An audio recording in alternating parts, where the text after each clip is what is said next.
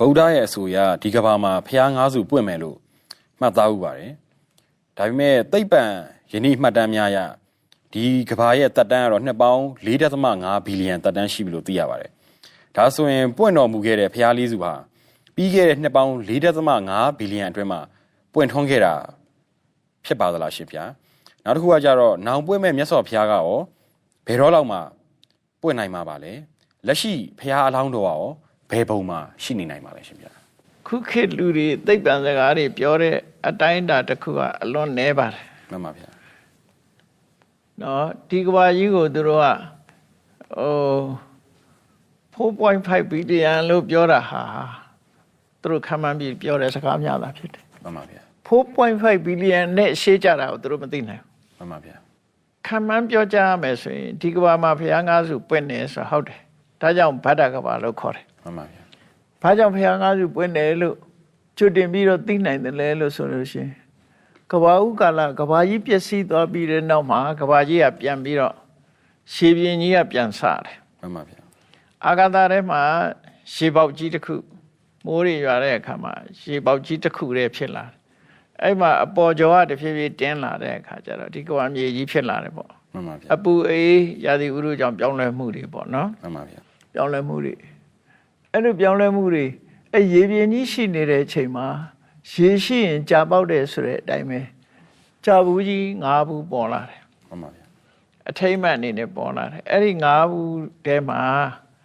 ပရိခရာ၈ပါးပါတယ်လို့ဆိုတယ်ဒါဘုရားဘာသာကျမ်းစာအရနော်အဲ့ဒီပရိခရာတွေကိုပြမကြီးတွေပဲအဲ့ဒီအချိန်မှာရှိသေးတယ်လူသားတွေမပေါ်သေးဘူးမှန်ပါဗျာ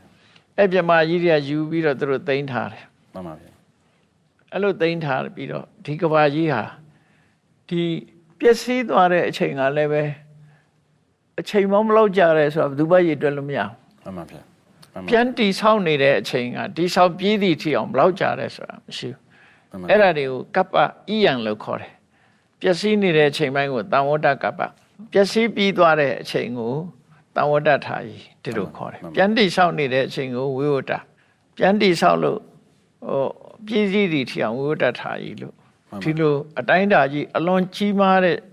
နှစ်ပေါင်းများစွာကြာတဲ့အတိုင်းတာကြီးတစ်ခုဖြစ်တယ်မှန်ပါဗျာအဲ့ဒီအတိုင်းတာကြီးတွေကိုကျော်လွန်ပြီးတဲ့အခါမှာဒီကဘာဆာဖြစ်လာတာမှန်ပါဗျာဖြစ်လာသည့်အတွက်ကြောင့်နှစ်တန်ပေါင်းများစွာရေတွက်လို့မရတော့အောင်လူကနန်းနဲ့လက်လန်းမမိတော့အောင်ကြာပြီးတော့မှဒီကဘာပေါ်မှာလူတွေရဲ့တက်တန်းဟာကဘာဥကာလမှာလူတွေရဲ့တက်တန်းဟာအသင်ခြေလောက်ထိအောင်ရှည်ခဲ့တယ်မှန်ပါဗျာ countless ပေါ့ရှည်တွက်လို့မရတော့အောင်ကိုယ့်ရဲ့ဒိဋ္ဌောဘာကိုမသိနိုင်တော့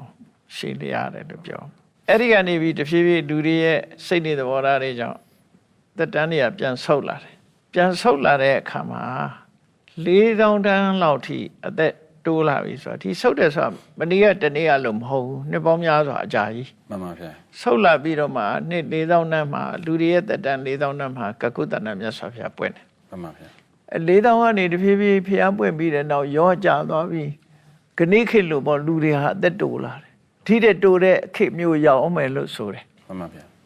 ဘာကြောင့်လဲဆိုရင်လူတွေရဲ့ရှင်တဲ့နှလုံးထဲကသိုးသွက်မှုတွေများလာမှန်ပါဗျာများလာတော့လူတွေကဒီတဲ့သိချေပြစီကြအောင်မှန်ပါဗျာလူရဲ့တက်တန်းဟာအလုံးကိုတူတောင်းတဲ့ခေတ်မျိုးရောက်လာပြီးတဲ့အခါလူတွေကပြန်ပြီးတော့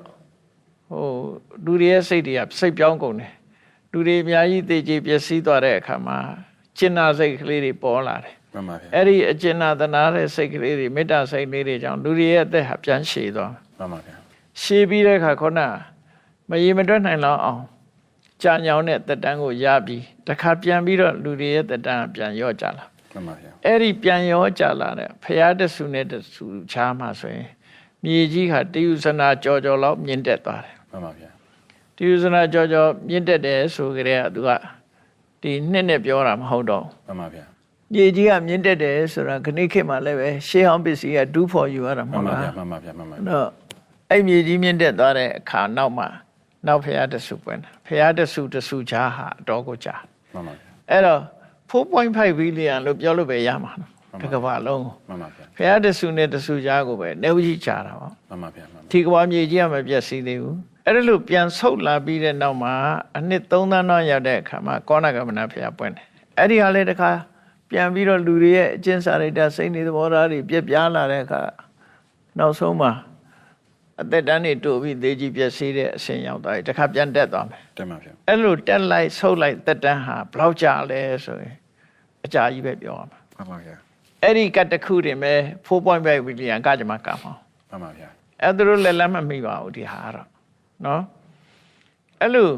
တက်ကဆုတ်ကဖြစ်လာတာအခုလေဂေါရမဘုရားပွင့်တာလူတွေရဲ့တရားတန်းမှာပွင့်တာအခုတရားတန်းနေရတဲ့ပုဂ္ဂိုလ်ကမတမရှားသွားပြီပေါ့တဖြည်းဖြည်းလူတွေရဲ့တက်တန်းရောကြလာပြီမှန်ပါဗျာနာရေးကြော်ညာကြည့်လိုက်လို့ဆိုရင်60 90 50အဲ့လောက်မှအသေးများလာတယ်နောက်ပဲဥယျာဉ်နဲ့ပြောမယ်ဆိုရင်နော်မှန်ပါဗျာလူတွေကသာပြောတာသူ expectancy မှာတက်တန်းဘလောက်ရှိတယ်တို့ကတော့တက်တန်းတိုးလာတယ်လို့သာပြောတာအမေရိကလူတွေလည်းသိနာရေးကျင်တိုင်း80 90ပဲဒါပဲမှန်ပါဗျာမှန်ပါပမာပြည်မှာလည်း80 90ပဲမှန်ပါဗျာဘယ်သူမှအရေးအတွက်အပြင်ပိုးရှိတဲ့လူပေါ်ခြင်းပေါ်မှာပေါ့နော်သေတာတော့ဒီသေနေပြီပဲမှန်ပါဗျာမှန်ပါဗျာအဲ့တော့တက်တန်းတဖြည်းဖြည်းနောက်စနစ်တန်းဆိုတာထိအောင်ရောက်သွားပြီးတော့လူတွေဟာလူကမျိုးတုံးလောက်အောင်ကိုသေကြကြခြေကြမှာပေါ့တင်ပါဗျာအဲ့ဒီကမှပြန်တက်လာမယ်ပြန်တက်လာပြီးတော့အသက်တန်းဟာအလွန်ကိုကြာရှည်ပြီးတော့ခုနကမြေကြီးကဘာမြေကြီးဟာအထက်ကိုတယုဇနာဆိုတာ10 မိုင်လို့လည်းပြောတယ်12 မိုင်လို့လည်းပြောတယ်ဒါကတော့အယူဆနည်းနည်းကွဲတယ်နော်မှန်ပါဗျာအိန္ဒိယမှာဆိုတဲ့ယူဇနာအတွက်နဲ့ပြန်ပြီးတော့အခုကီလိုမီတာနဲ့ပြန်တွဲရင်တော့အတိအကျရကောင်းရလိမ့်မယ်မှန်ပါဗျာတက်ပြီးတော့ပြန်ဆုတ်လာတဲ့အခါမှာလူတွေရဲ့အသက်8000 တန်းလောက်မှာနောက်ဖျားပွင့်မှာတင်ပါဗျာဒါအစားတွေမှာအဲ့လိုပဲဆိုတယ်မှန်ပါနော်နောက်ဖျားပွင့်မှာအဲ့လိုတက်ကကြောက်ကခြားတွေကိုအကြာကြီးပဲမှန်ပါဗျာတို့ကအဲ့နောက်ဖျားပွင့်ပြီးတဲ့အခါအခုလိုဆုတ်ပြီးတော့မှဒီကဘာကြီးကမီးလောင်ပျက်စီးတာလည်းဖြစ်မယ်ရေမျောပျက်စီးတာလည်းဖြစ်မယ်အဲ့လိုတစ်ခုတော့ပျက်စီးသွားမှာလေထဲမှာပျက်စီးသွားတာလည်းဖြစ်နိုင်တယ်ပြတ်ထားတော့ပျက်စီးသွားမှာပေါ့နော်နောက်ဖျားကဘယ်တော့လောက်ပွင့်မှလဲလို့ဆိုတဲ့အခါမှာအခုလူတွေအားလုံးဟာ10 နှစ်တန်းရောက်သွားပြီသိမယ်တင်ပါဗျာအားလုံးလူသားမျိုးနဲ့အခုခေတ်ကအဲ့ဒီပဲတာဆူနေတာစဉ်းစားကြည့်လေဒါနဲ့ခုန်တက်လို့တစ်ချိန်တည်းမှာဘယ်နှယောက်သိတယောက်စား2ယောက်စားပါဗျာတနတ်နဲ့ပြတ်တတ်ရင်လည်းပဲဟုတ်တယ်မဟုတ်လားမှန်ပါဗျာတလောတော့နယူးစီလမ်းမှာဆိုတက်နဲ့လိုက်ပြည့်နေဘယ်နှယောက်ဖက်သေးတော့10 ကနန်းရာကနန်းပါဗျာ10 ကနန်းရာကနန်းအနုပြုပုံချလိုက်ရင်တောင်းဝန်းလောက်ထိသိနိုင်တယ်အစွမ်းထက်တဲ့လက်နက်တွေသုံးမယ်သုံးရုံနေမကဘူးဒီအစွမ်းထက်တဲ့လက်နက်တွေတိုးလောင်ထားတာက unknown cost ကြောင့်ကြောက်သွားမယ်ဆိုရင်ကဘာကြီးက exposition ဖြစ် blown ဆိုပြတ်သွားမှာပဲသိကြတယ်မှန်ပါဗျာမှန်ပါဗျာချက်ချင်းကြီးသိသွားမှာပဲအကုန်လုံးမှန်ပါဗျာအစွမ်းထက်တဲ့လက်နက်လူသားမျိုးတွေဟာ9 ရက်အတွင်းမျိုးတုံးသလောက်ဖြစ်သွားမှန်ပါဗျာအဲ့လိုမျိုးတုံးသွားပြီးတဲ့အခါမှာဒီလိုဖြစ်တာဟုတ်မှန်ပါဗျာအဲ့တော့နှစ်ပေါင်းများစွာကြာပါတယ်မှန်ပါဗျာကိုယ်ရင်းနဲ့ပြောလို့မရပါဘူးကောရမမြတ်စွာဘုရားပွင့်သွားတာတောင်မှခုနှစ်ပေါင်း2500 2600လောက်ပဲရှိသေးတယ်မှန်ပါဗျာဘုရားပွင့်သွားတာဟုတ်တယ်မဟုတ်လားမှန်ပါဗျာဘယ်တော့လောက်ပွင့်မယ်လဲဆိုရင်အခုကြပြီးရင်လူသားမျိုးနဲ့တိုးသလောက်ဒုက္ခရောက်ပြီးတဲ့အခါအသက်တွေပြန်ရှည်ဦးမှာရှည်ပြီးအသင်ခြေတန်းရောက်မှန်ပါဗျာအသင်ခြေတန်းရောက်ပြီးတဲ့အခါမှာပြန်ပြီးအသက်ဆုတ်လာတဲ့အခါမှာ8000 တန်းရောက်လာမယ်အဲ့ဒီကျမှပွင့်မှန်ပါဗျာလူတွေရဲ့သက်တမ်း8000 တန်းထိအောင်သက်ရှည်လာအဲ့ဒီအချိန်မှာပွင့်တင်ပါဗျာဖះဟာတက်ကတ်ကိုမပွင့်ဘူးတဲ့တက်တဲ့အချိန်ပိုင်းကိုမပွင့်ဘူးလူတွေရဲ့သက်တမ်းဆုတ်တဲ့အချိန်ပိုင်းမှာပွင့်တယ်တက်တဲ့အချိန်တွေကိုလူတွေကတရားသဘောပေါက်မှာမဟုတ်ဘူးမှန်ပါဗျာဆုတ်လာတဲ့အချိန်ပိုင်းမှာဒုက္ခဒုက္ခတွေကြုံတဲ့အခါမှာတရားဟောလို့ရမှာဖြစ်တယ်မှန်ပါဗျာဒါကြောင့်မို့8000နဲ့တသိန်းအထက်ကြာလို့ရှိရင်လည်းဖះပွင့်လို့မရဘူးမပွင့်ဘူးတရားအောက်ကြာရင်လည်းမပွင့်ဘူးမှန်ပါဗျာတရားအောက်ဘလုံးပွင့်တာလဲဆိုလူတွေကခေါင်းမာသွားပြီပြောလို့နားမထောင်တော့ခဏခေတ်လူတွေတော့ဘလောက်ခေါင်းမာကုန်စဉ်းစားကြည့်ပေါ့နော်မှန်ပါဗျာလောဘဒေါသမောဟတွေကကြီးလာတဲ့အခါကျလူတွေကခေါင်းမာသွားပြီပြောလို့နားမဝင်တော့မှန်ပါဗျာအဲ့ဒါကြောင့်မပွင့်ဘူးလို့အဲ့တော့နောက်ဖျားပွင့်တာခုနတက်ကဒါပြီးပြန်ဆုတ်လာတဲ့လူသက်တမ်း8000မှာပြောမယ်လို့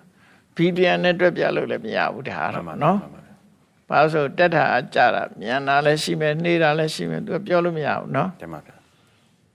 လက်ရှိဖရာအလောင်းတော်ကဘယ်ဘုံမှာရှိနေနိုင်တယ်လဲဆိုရင်ဖရာအလောင်းတွေကတော့တုတ်တိတာဘုံမှာပဲရှိကြတယ်နတ်ပြည်6ထပ်တွေကတုတိတာဆိုတာအမြဲတမ်းကျင့်တတ်နေတဲ့စိတ်ချမ်းသာကိုယ်ချမ်းသာရှိတဲ့ဘုံမျိုးပေါ့နော် မှန်ပါဗျာ ကျင့်တတ်နေတာအလွန်ကောင်းတယ်အခုလူတွေကမကြေမနတ်တွေကအများကြီးဖြစ်နေတယ်ကွာ မှန်ပါဗျာမှန်ပါ ပတ်စံချမ်းသာတဲ့လူကလည်းမကျေနပ်ဘူး မှန်ပါဗျာ ယာရုရှိတဲ့လူကလည်းမကျေနပ်ဘူးယာရုမဲ့တဲ့လူကလည်းအားလုံးကမကျေနပ်မှုတွေများနေကြတယ် မှန်ပါဗျာ ကျေနပ်ပြီဆိုရင်လူတွေကဒုက္ခပေးမှာမဟုတ်တော့ဘူးလေ မှန်ပါ